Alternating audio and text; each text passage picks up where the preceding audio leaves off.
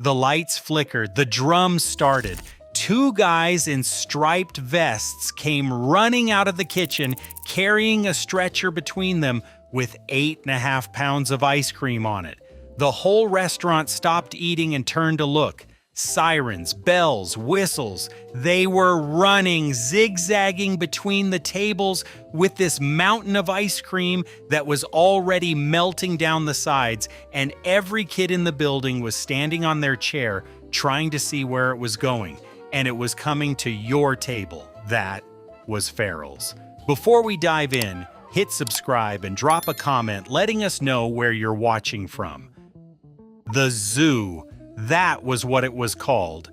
The largest sundae in the restaurant was a stainless steel bowl the size of a small bathtub sitting on a wooden stretcher. Inside that bowl was a scoop of every flavor they had: vanilla, chocolate, strawberry, mint chip, butter pecan, spumone. It was covered in whipped cream, hot fudge, caramel, sliced bananas, crushed peanuts, and maraschino cherries so red they looked like they were glowing. It weighed 8.5 pounds. That was enough for 10 people. When your father ordered it, the waiter disappeared into the back. You sat there waiting, your mother talking to your aunt, your brother kicking you under the table, and nothing was happening. You started to think maybe they had forgotten, and then the lights flickered just once. Every kid in the restaurant went silent because they knew. A voice came over the intercom. "Ladies and gentlemen, may I have your attention, please?" Right here, from the frosty fingertips of Farrell's fantastic fountain, is the largest sundae in all the world. Then the drums started, then the sirens. Two guys came sprinting out of the kitchen with it on a stretcher like they were carrying a wounded soldier off a battlefield. Except the soldier was made of ice cream, and the battlefield was a restaurant full of families on a Saturday night. They ran between tables, they dodged waitresses, they almost dropped it, and a woman at table 6 screamed and grabbed her coffee. By the time it landed on your table, the hot fudge had mixed with the strawberry, and the whipped cream was sliding off the mountain. Your mother handed you a spoon and said, "Start." You dove in with both hands. You ate until your stomach hurt, and then you ate more because that mountain was not going to beat you. Your father sat back with his arms crossed, watching you and your brother fight over the last scoop of mint chip. He was smiling because that $17 sundae had just bought him the best Saturday night of the month. And the pig's trough. A banana split so big they served it in a miniature pig's feeding trough. If you ordered one, the waiters came out drumming. If you finished one, they announced it to the entire restaurant, and every stranger in the building turned and clapped for you. They pinned a button on your shirt that said, "I made a pig of myself at Farrell's." You wore that button to school on Monday. You wore it to the grocery store. You wore it until your mother pulled it off your shirt and threw it in the wash, and you rescued it from the lint trap and pinned it back on because that button was proof. Proof that you had done something extraordinary. Proof that you had eaten an amount of ice cream that no reasonable person would attempt. Proof that Farrell's knew your name for 2 minutes on a Saturday night, and the whole restaurant celebrated you for it. The birthdays. If your birthday was at Farrell's, you did not just get cake, you got a spectacle. The lights flickered. A voice boomed through the restaurant. The kitchen doors flew open, and out came the drums and the sirens and the bells, and a waiter carrying your sundae with a candle on top, and the entire staff singing happy birthday so loud that the people at the tables near the kitchen covered their ears and laughed. You had to stand up. You had to hold your sundae high. The whole restaurant sang. Strangers sang. People who did not know your name and would never see you again sang happy birthday to you on a Saturday afternoon in a restaurant in a shopping mall, because that is what happened at Farrell's. Some kids loved it, some kids wanted to die. One woman remembers being 17 years old and sliding under the table while her father laughed so hard he knocked over his water glass. 30 years later, she tells that story at Thanksgiving, and she laughs until she cries, and she would give anything to slide under that table one more time. And the player piano in the corner playing ragtime, the entertainer. You could walk over, pick your own music roll, feed it into the piano, and watch the keys move by themselves. It was the closest thing to magic you had ever seen in a building that was not Disneyland.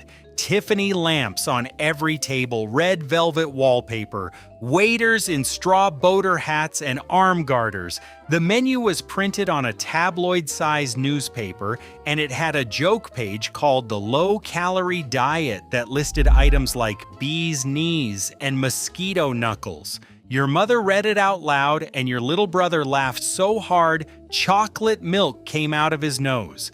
At the candy counter by the exit, they had jawbreakers the size of your fist. You begged for one, your father bought it, and you carried it home. You licked it every night before bed and kept it wrapped in a paper towel in your dresser drawer.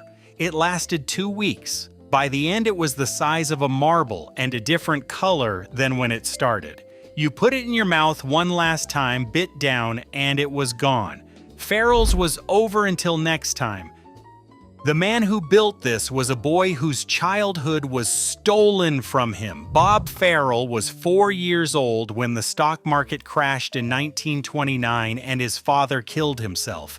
His mother could not care for 2 children alone, so she placed Bob and his sister in an orphanage. They stayed for 5 years. 5 years in an institution, while other children had birthdays and ice cream and Saturday nights and parents who tucked them in.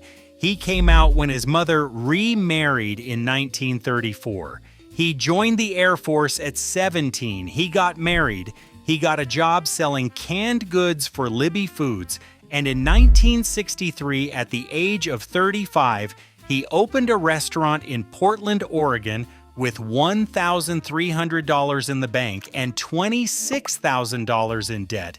And he built the single loudest, happiest, most spectacular place a child could celebrate a birthday because he never got to celebrate his own. The man whose father was gone by the time he was 4 and who spent 5 years in an orphanage built an empire out of ice cream and drums and sirens and joy. He gave 1 million children the thing he never had. A room full of noise and light and music, strangers singing your name, and a mountain of ice cream that was too big for one person, and you tried to finish it anyway. They called him the Walt Disney of restaurants. He won the Horatio Alger Award. He appeared on the Merv Griffin Show. He held the Guinness World Record for the world's largest sundae. By 1975, there were more than 120 Farrells in malls across America, and every single one of them had the piano and the drums and the stretcher and the Tiffany lamps and the red velvet walls and the waiters in straw hats and the smell of hot fudge hitting cold ice cream that you could pick up the second you walk through the door. Bob Farrell looked into a camera that year and said, "We have always believed that the customer and not profit is the purpose of our business." And then Marriott bought it. The people in suits who ran Marriott did not understand what Bob Farrell understood. They expanded the menu. They added serious entrees. They tried to make Farrell's into a real restaurant, something respectable, something grown up. And then they did the one thing that killed it. They replaced the player piano with a salad bar. A salad bar in a place that was built on ice cream and sirens and chaos, and a 6-year-old standing on his chair to see a stretcher come running through the room. They put a salad bar where the piano used to be, and the ragtime stopped. The entertainer stopped. The keys stopped moving by themselves, and the closest thing to magic in that building was gone, replaced by iceberg lettuce. Bob Farrell said later that the company that bought it did not understand the brand or its operations. He was being polite. What he meant was they took the happiest place a child had ever walked into and turned it into a restaurant that served salad, and nobody came back. By 1990, almost every location was closed. There were revivals, small comebacks in California and Hawaii. Bob Farrell himself came back as an advisor at 80 because he could not let go of the thing he had built. None of it lasted. The last Farrells in America closed on June 8, 2019 in Brea, California, and that was it. The stretcher stopped, the drums went silent, the sirens stopped wailing, the zoo melted for the last time, and nobody was there to eat it. Bob Farrell spent his final years as a motivational speaker. He told one story more than any other. A regular customer had always gotten a free pickle with his meal. One day, a new waitress charged him a nickel for it. The customer wrote a letter saying, "If this is how you run your restaurant, I am not coming back." Farrell wrote back with an apology and a free sundae and turned that moment into a philosophy. Give them the pickle. Give them the extra. Give them the thing that costs you almost nothing but means everything to them. He spoke at Nordstrom. He spoke at Nike. He wrote a book. He made a video that became a bestseller in customer service training around the world. He joked that he had spent most of his life as the ice cream guy and ended up as the pickle guy. Ice cream and pickles, go figure. Bob Farrell died on August 14, 2015 from complications of Alzheimer's disease. He was 87 years old. He had been married to his wife Ramona for 64 years, the orphan from Brooklyn who lost his father at 4, who spent 5 years in an institution, who opened a restaurant with $1,300, and who gave a generation of children the loudest, happiest, most chaotic birthday parties they would ever have, died quietly in Vancouver, Washington, surrounded by the family he built after the one he lost. The man whose childhood was taken from him spent his entire life giving childhood back to other people's children. That is who Bob Farrell was. That is what Farrell's was. And there is not a salad bar in the world worth what they lost when they took that piano out of the corner. If you remember Farrell's, tell me which one was yours. If you remember the zoo on the stretcher, the drums, the sirens, and the whole restaurant turning to look, tell me about it.